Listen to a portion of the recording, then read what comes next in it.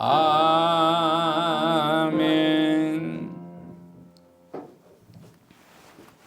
두 번째 생각해 볼 수 있는 것은 이 역사라는 것은 예수 그리스도의 구속 사역을 떠나서는 아무런 의미가 없다는 것을 얘기하는 겁니다. 예수 그리스도가 이 역사의 중심에 있으신 분이시다. 그래서 이 역사를 떠나서는, 역사는 바로 예수 그리스도의 구속 사역이 없는 그런 사역을 떠나서는 아무런 의미가 없는, 망할 수밖에 없는 것이요, 영원토록 멸망할 수밖에 없는 것입니다. 영원한 하나님의 목적이 실현되는 그날이 없다면 아무런 역사의 의미도 찾아볼 수가 없습니다. 예수 그리스도 하나님의 아들이 이 세상에 오셔서 심판하지 아니하실 것 같으면 세상 역사가 참으로 무의미한 것에 불과하게 될 겁니다. 힘 있는 자들의 지배 아래서 고통을 당할 수밖에 없고, 종노릇 할 수밖에 없고, 힘 있는 자들 밑에, 주먹이 센 자들 밑에, 권력이 있는 자들 밑에, 돈 있는 자들 밑에 이렇게 지배를 당할 수밖에 없는 그런 아주 험난한 삶을 살아갈 수밖에 없는 그런 것이 역사의 지배자이시고 역사의 중심에 있는 예수 그리스도께서 십자가에 죽으시고 부활하신 구속의 역사가 아니고는 있을 수 없는 일. 결국 힘 있는 자는 돈 많은 자들의 세상이 되어서 아비규환의 세상이 되고 마는 것. 저는 가끔 그 영화를 보면은 돈으로 지배하는 사람들을 한번 봅니다. 깡패들 시켜서 사람 마음껏 죽이는 거예요. 죽여도 뭐 상관없어요. 자기 적은 죽여버리는 거예요. 돈으로 시켜가지고 돈이면 다 해결되어 버린다고 생각하는 사람들. 이런 영화들도 이렇게 가끔 보는데 세상에 이런 데가 있으니까 나오는 것 아니겠어요? 이런 사람들이 있으니까 그 영화도 나오는 것이고, 돈으로 지배해서 사람을 죽이는 일들, 이런 일들이 아비규환 속에 빠져버릴 수밖에 없는 세상이 되고 말 것입니다. 5절 제일 마지막 절을 한번 읽어볼까요? 시작. 장로 중에 한 사람이 내게 말하되 울지 마라. 유대 지파의 사자 다윗의 뿌리가 이겼으니 그 두루마리와 그 7인을 떼시리라 하더라. 이렇게 얘기합니다. 이 두루마리에는 세상에 대한 하나님의 완전한 온전한 계획과 또 그 역사의 성취가 기록이 되어 있습니다. 하나님께서는 마지막 때에 무엇을 어떻게 이룰 것인지를 남김없이 안팎으로 다 가득 기록해 놓았다. 그렇게 얘기합니다. 요한사도가 안팎으로 가득 기록해 놨다는 것이죠. 그러므로 인을 뗀다고 하는 것은 하나님의 계시를 공개할 뿐만 아니라 그 기록된 대로 성취하겠다는 필연적인 결과물이 제시되고 있는 겁니다. 기록된 대로 성취를 하시겠다는 거예요. 꼭 그렇게 이루겠다는 얘기입니다.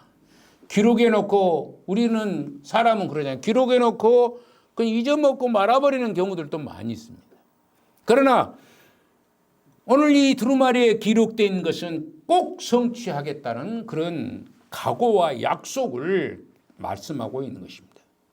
그런데 온 우주를 통틀어서 이 두루마리를 펴거나 읽을 자가 없다는 것이죠. 누구도 이 세상에 어떤 사람도 그것을 펴거나 읽을 자가 없다는 것이죠. 그런데 이 두루마리를 떼시겠다고 하는 겁니다. 아무도 없는데 어떻게 떼입니까? 뗄 자가 아무도 없는데 어떻게 떼는 거예요? 그래서 역사는 예수 그리스도의 구속 사역을 떠나서는 아무런 의미가 없다는 것을 밝히는 것이죠. 예수 그리스도께서 구속 사역을 이루셨기 때문에 그분만이 뗄 수 있는 능력이 있다는 것을 말씀한 것입니다. 울지 말라. 이겼다라고 하시는 것입니다. 여기에 이겼다는 것은 이미 결정적인 승리를 거두었다는 말씀입니다. 이미 결정된 승리라는 것이죠. 완전히 이겼다는 것이죠. 지금 사단의 계획에는 완전히 무너진 겁니다. 실질적으로. 예수 그리스도 안에서 무너져 버린 겁니다. 그런데 우리가 자꾸 사단에 끌려가는 경우들이 있어요. 그럼 예수 그리스도 안에 절반만 발을 들여놓은 사람들은 바로 이 사단의 계획에 넘어가고 있는 것이죠. 우리 절반만 담고 있는 사람들은 빨리 회개하고 돌아서기를 바랍니다. 여러분들 중에 절반만 이렇게 예수님 믿는 사람들이 있어서는 안 돼요. 사단에게 넘어가고 있는 것입니다. 사단이 완전히 져버려요. 그를 완전히 멸망시켜버렸는데 거기에 넘어가 있는 것이죠.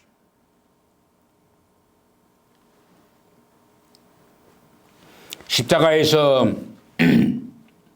그리스도의 죽음은 하나님의 모든 백성에 대한 승리인 것입니다.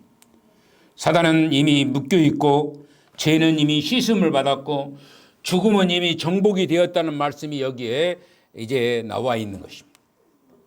그리스도께서 승리하셨다는 것이죠. 그분의 죽음으로 말미암아 영원한 승리를 거두셨습니다. 그러므로 우리 모두가 울 필요가 없어진 것이라. 그분이 다 이루시니까 더 이상 울 필요가 없다는 것이죠. 오히려 승리의 노래를 부르고 하나님을 찬양하는 목소리가 더욱 높아지게 될 것이라는 얘기입니다. 이게 다음 주에는 이 승리의 노래에 대해서 얘기를 할 것입니다. 하나님 앞에 찬양하고 영광을 돌리는 일이야. 기쁘고 찬양하고 즐겁고 행복한 삶이 거기에 있다는 것을 말씀한 것입니다. 어린 양의 피로 우리 모두의 옷이 깨끗이 씻겨졌다면 세상이 아무리 어렵고 어떤 시련이 있다손 치더라도 두려울 필요가 없는 것입니다. 어떤 사람이 얘기하는 7년 대환란 때에 도망가는 거예요. 하늘로 피신해 가보는 거예요. 하늘나라로 간다는 거예요. 하늘에 가서 피하는 것이 아니라 예수님의 어린 양의 피로서 이미 환란을 통과한 자들만이 거기에 임하게 되는 것입니다. 환란을 통과한 사람이 도망가고 피해서 환란을 피해서 도망가고 그런 사람이 가는 게 아니고 그 환란을 통과하는 사람이 그 고통을 통과한 사람. 여러분들도 주 예수 그리스도를 믿음으로 말미암아 어려운 일, 힘든 일을 통과해야 돼요. 도망가지 말아라는 얘기입니다. 오늘 예수 그리스도를 믿다가 좀 어려우면 예수 그리스도를 믿고 교회 생활도 좀 더디해 불고 막 자기 하고 싶은 일 해버리고 그러잖아요. 그건 도망가는 자예요. 고통을 도망가는 자, 힘든 일들을 도망가 버린 자. 그러나 그것을 도망가지 않고 그를 통과하는 자들이 여기에 동참할 수가 있는 능력이 있게 되는 것입니다. 통과하십시다. 통과해야 돼요. 여러분들 금이 괜히 금이 나옵니까? 그냥 울렁뚱땅하니까 금이 딸랑 나와가지고 24K짜리가 나옵니까? 몇 번 얘기하지만은 나와요? 나오지 않습니다. 불로 3000도가 넘는 그 불로 계속 연단을 해야지 그걸 통과해야만이 금반지 여러분들 금목걸이를 찰 수가 있는 거예요. 마찬가지입니다. 하나님을 믿는 사람들도 환난과 역경과 질곡과 고난과 공고함과 모든 어려운 시련과 예수 그리스도로 말미암아 당하는 고통들을 통과하는 자만이 영원한 하늘의 상급을 부여받게 되는 것입니다. 계시록은 환난을 피하여 도망하는 자에 대한 이야기가 아닙니다. 환난을 통과한 자들이 받을 성문한 복락과 상급을 얘기하고 있는 것입니다. 여러분들이 환난과 공고함과 모든 어려운 시련과 역경을 통과할 때에 이 엄청난 상급이 기다리고 있다는 사실입니다. 여러분들 5달란트, 2달란트, 1달란트 받은 사람들 보십시오. 5달란트 받은 사람들 열심히 일을 해서 5달란트를 남겼습니다. 2달란트 받은 사람은 열심히 있는 힘을 다해서 일해서 2달란트를 남겼습니다. 1달란트는 열심히 일한 것이 아닙니다. 감추어 두었다는 것입니다. 도망갔다는 얘기입니다. 피하였다는 얘기입니다. 어려운 시련을 견디지 못했다는 얘기입니다. 감추어 두어서 결국에는 쫓겨나는 신세가 되고 말았습니다. 우리가 어떻게 살아야 될 것인가? 우리가 어떤 어려운 일도 예수님으로 말미암아 힘든 일이 생길 수 있을 수 있고 어려운 일이 생길 수도 있고 공고한 일이 생길 수도 있습니다.